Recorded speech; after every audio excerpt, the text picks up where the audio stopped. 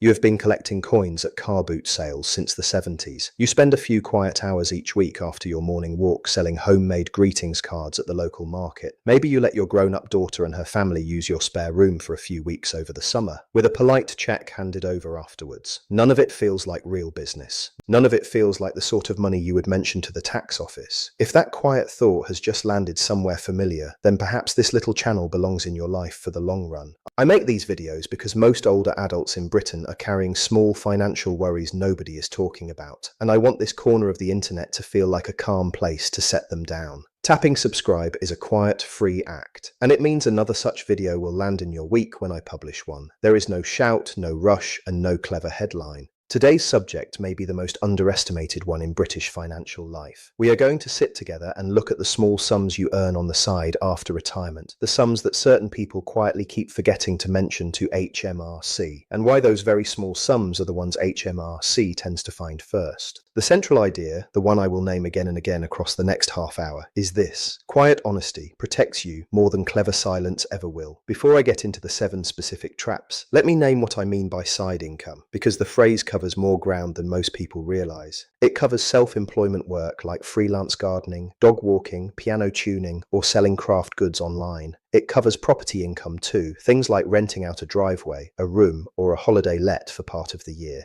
It covers casual one-off payments from friends or neighbors for help you gave them. And it covers the small fees from any kind of part-time advisory work, including the things pensioners often do without thinking of them as paid work at all. If money came in for something you did, for something you bought and resold, for something you lent, or for something you let out more or less, HMRC wants to know about it once it crosses a certain quiet line.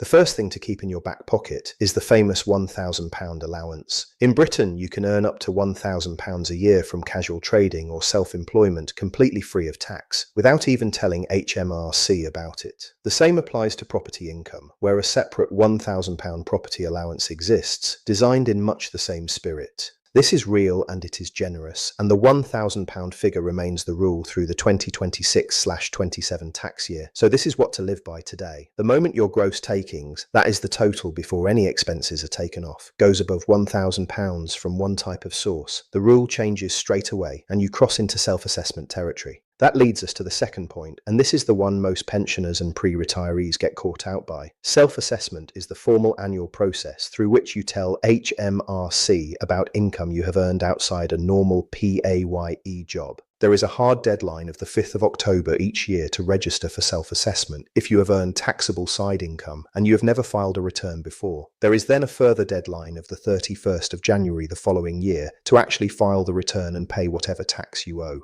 Miss the 5th of October registration and HMRC can issue an automatic penalty, even if you end up owing no tax at all. That fine is one of those quiet penalties that arrives without warning or any obvious prior letter. The late registration penalty is calculated by HMRC and almost always turns out to be larger than the tax that would have been paid, which is one of the more unfair corners of the modern British system. Knowing the 5th of October rule is the difference between paying a small bill clean and paying an unexpectedly large penalty for what feels like nothing more than a paperwork oversight. The third point is the one that surprises everyone the first time they hear it. HMRC does not need you to declare your side income for them to find it out on their own. Banks share interest data with HMRC automatically. Online platforms now report seller earnings above a threshold, letting agents send details of rent paid to landlords. Energy companies and pension providers, the very companies that pay money into your bank each month, cross-reference their own figures with HMRC through automated systems. The phrase you sometimes hear on the news that HMRC is talking about connect is not paranoia. It is the boring truth about how modern tax information now moves around the British system, quietly and continuously. And this is exactly where the risk jumps sharply for older adults in Britain. Suppose Margaret, who is 64 and recently retired from her job as a school kitchen helper, starts selling knitted scarves for £50 here and there at the Saturday market. Across the year, perhaps she earns £1,200 in gross sales and spends £400 on woolen needles. Her net profit is around £800, well under the £1,000 allowance, so on the face of it, she owes nothing at all.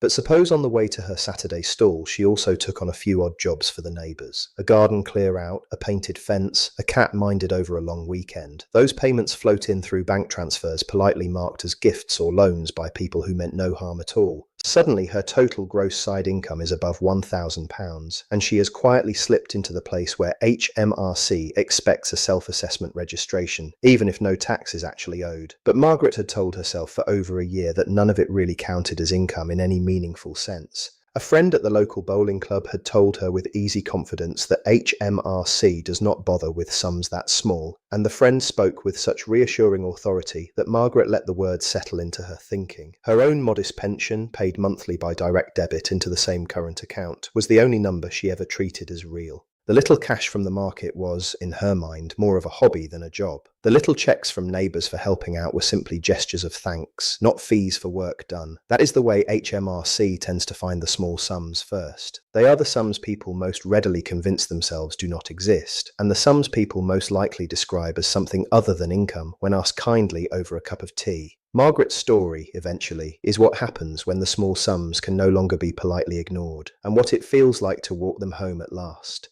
If somewhere in this story you heard the slightest echo of your own situation this morning, perhaps this is exactly the gentle, ordinary channel your week has been missing. Press subscribe now, and let me bring you another such video when it is ready, calmly and without any fanfare at all. The fourth habit worth carrying is that gross income, not profit, is the figure HMRC usually looks at first when deciding whether your side income crosses the line. The £1,000 allowance is applied to your total takings before any costs are taken into account. So if your small side business brought in £1,250 gross during the year, even if you spent £800 on materials, you are still over the line, and self-assessment becomes the expected route. Many careful, well-meaning people mistakenly believe HMRC looks at the net figure, the profit. For the threshold and for the allowance itself, gross takings are what count in HMRC's eyes. This is the moment when many of the most careful people, including readers of this channel, stumble in their understanding. The thought runs, I have kept careful books, I have receipts in the kitchen drawer, my profit was clearly below the threshold, and so my conscience is clean. But HMRC works from another place first. It looks at the totals on your bank statements, at the totals on the platform dashboards, at the totals you quietly received in cash through the year. The figure HMRC uses for the threshold check is the gross total in, regardless of what it cost you to earn that total in the first place.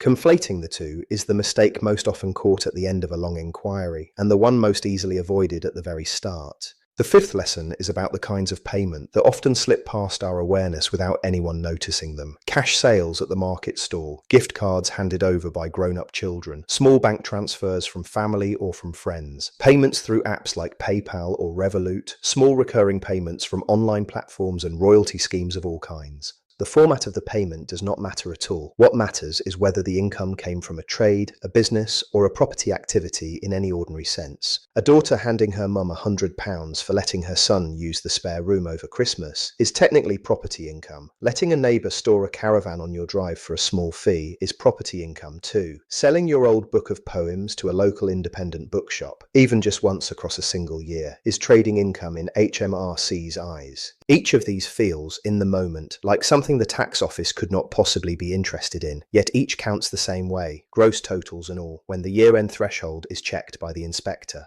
I know this can begin to sound like a great deal to remember, especially for those who are running their memory on a smaller battery than they used to. That is precisely why I make these videos slow, plain, and unhurried, with the rhythm of an ordinary kitchen table conversation rather than a press conference. If a quiet voice helping you think through British money matters is the steady rhythm you want in your week, do subscribe and let the next one arrive without any ceremony at all. The sixth point concerns what HMRC actually does when they open an inquiry into side income you have not declared. The tone of their letters is famously polite and sometimes almost gentle in its phrasing. They often begin by writing to ask whether you meant to declare a particular amount, offering a chance to put things right through self-assessment in your own time. If you reply promptly and amend your return honestly, the penalty is usually modest, and the matter often closes within the same season, sometimes within the same week. If, however, you ignore the letter, or worse, the undeclared income has already been spotted through a bank record that never made it onto your original return, things become much more serious very quickly. Investigations for what HMRC describes as careless or deliberate understatement can run for years, and when they conclude, fines are calculated as a percentage of the tax you owe, often many hundreds of pounds more than the tax itself. The weight of a long investigation is almost always heavier than the original worry that started it. Reporting on time, paying the tax you actually owe, and answering any letter that arrives keeps you on the gentlest path HMRC offers to ordinary people. That path is the one most pensioners end up on, and it is the one we want for you too on this channel. HMRC's tone is rarely unkind at the start of an inquiry. What HMRC respects most is the response that comes back, and it always prefers honesty to silence. The seventh and final rule for this stack is the most reassuring of them all. If you have been quietly going about your retirement and only just realised you should have declared some side income for 1 or 2 past tax years, the right move is to register for self-assessment straight away and disclose the difference voluntarily. This is what the tax office itself recommends and is the cleanest path back to orderly records for ordinary people across Britain. Voluntary disclosure in plain English simply means telling HMRC yourself before they write to you first. The penalty for telling them first, on your own terms, is almost always smaller than the penalty that follows their letter through the post. It is very rarely too late to come clean, and the system has calmer pathways available precisely for this situation, including for older adults who have never dealt with HMRC before in a tax-paying capacity. The sooner you act, the smaller the bill, and the faster you are back to a clean conscience and an orderly set of books for the year. In real terms, this usually means a few ordinary steps. You phone HMRC on a normal line, or you write to them on a paper form, and you explain that you wish to register for self-assessment because you have untaxed income from a small side activity that you had overlooked. You give the year and the amount, you ask what happens next, and you accept a small bill if the system calculates one.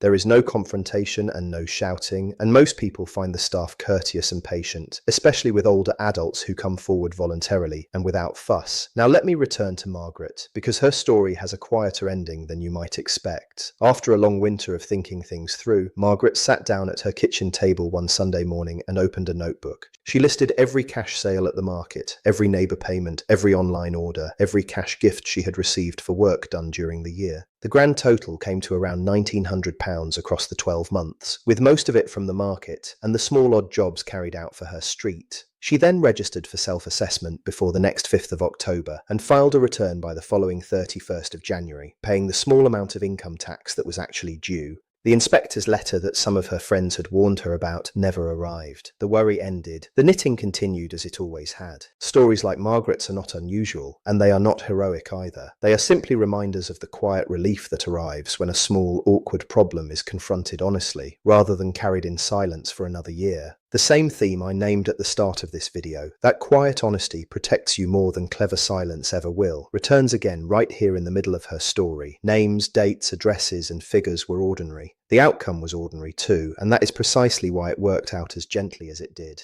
If you are over 55 in Britain and you receive a few streams of small income, here is the practical ritual. Once a year, perhaps on a quiet autumn evening when the leaves are coming down outside the kitchen window, sit down with a cup of tea and a notebook in front of you. List every payment you have received that did not come from your main pension or your savings across the 12 months. Note the source, the date, and the rough amount next to each one. If the gross total from any one type of income crosses £1,000 in a tax year, you almost certainly need to register for self-assessment before the following 5th of October. If it sits comfortably below, keep the notes anyway, because 3 years from now you may need to remember exactly what came in, and HMRC may well ask for the detail when its letters arrive. A quiet, ordinary ritual repeated each autumn is what separates the British retirees who dread the post from those who do not. There is no audit to fear, no wading through receipts at the last minute, no surprise phone calls from the inspector on a Tuesday morning. There is only the jar, the notebook, the few minutes after the tea goes cold, and the small matter put to bed in good order before the new tax year begins to take its first quiet shape. If a person you love is also juggling small retirement income streams, please consider sharing this video gently with them. A brother who does weekend tool sharpening at a market, a sister who rents her old static caravan through a holiday site for part of the summer, a neighbour who sells plants from her greenhouse on Sundays through the warmer months, a parent who does the odd handyman job for cash around the estate. Pass this video to one of them, kindly, by text or by a printed copy of the page, and you will be doing one of those small quiet acts of care that cost nothing at all and may well save a long winter's worry. Let me return once more to the principles we walked through together. That is the 7-step ladder in plain English, and each rung is a small, ordinary step most pensioners can already understand in spirit. The first was to recognise what counts as side income in modern British life. The second was the £1,000 allowance, available for both trading and for property income. The third was the 5th of October registration deadline, whenever the rule is triggered. The fourth reminded us that gross income is what counts, not the net profit after expenses are taken off the top. The fifth made clear that payment format does not change the rule at all. The sixth explained that an HMRC letter is usually politely worded, and prompt, honest replies keep penalties small. And the seventh reminded us that voluntary disclosure is the cleanest path back to orderly records for older adults in Britain. None of these rules are secrets. They are written down in plain English on the public HMRC website, free to read at any hour of the day or night. The trap, then, is not knowing the rule. The trap is believing the rule only applies to other people, or worse, pretending the small sums simply do not exist because they were paid in cash or folded into a friendly bank transfer. The trap is imagining HMRC will never notice, when the British tax system has been quietly, methodically noticing for many years now. The closing thought I want to leave you with is one I have carried with me for a long time, and I think it will sit with you too. Picture, if you will, a tall glass jar on a kitchen shelf by the window. At the start of each tax year, this jar is empty and clean, with the morning light coming through it in a soft wash. Every payment that arrives for work you have done, for goods you have sold, for rooms you have let out, is a small coin carefully dropped into that jar, one at a time. The honest move is not complicated, and it is not particularly dramatic either. It is simply to know what is in the jar, to know what the rules of the jar are, and to walk the coins to the right place calmly and at the right time of year. The jar keeps filling through your working life and into your retirement. Your peace of mind keeps filling alongside it in equal measure through every season. That is the image I would like you to carry out of this video and into the ordinary autumn evenings ahead of you. Many British retirees feel, understandably, that the small sums are awkward because they often come from acts of kindness rather than acts of business. A grandson allowed to stay in the spare room, a widowed neighbour helped with her garden, a scarf sold to raise a few pounds for the local hospice. The British tax system does not, however, make any larger moral judgment about whether your small sums feel like income or feel like grace. The system asks instead whether money changed hands for a service, for a good, or for a property right, and it expects the answer to be honest. The calm rhythm of quiet honesty, gently practiced, is exactly the rhythm that keeps these small acts of grace from becoming small administrative problems 3 years down the line. That is the warmth I want you to take home this evening and to keep beside you through the colder months. If the calm rhythm of these videos has earned a small corner of your trust this afternoon, then perhaps a gentle subscribe is the right thing to do before you close the page. There is always another ordinary British money question worth sitting with on a quiet evening, and this channel will keep meeting them for as long as there is work to do in this corner of the room. Take care of the small jars this autumn. They are carrying quietly and with dignity far more comfort than any amount of clever silence ever could. Quiet honesty, gently practiced, is the warmth that keeps an ordinary British retirement exactly that: ordinary, peaceful, and your own.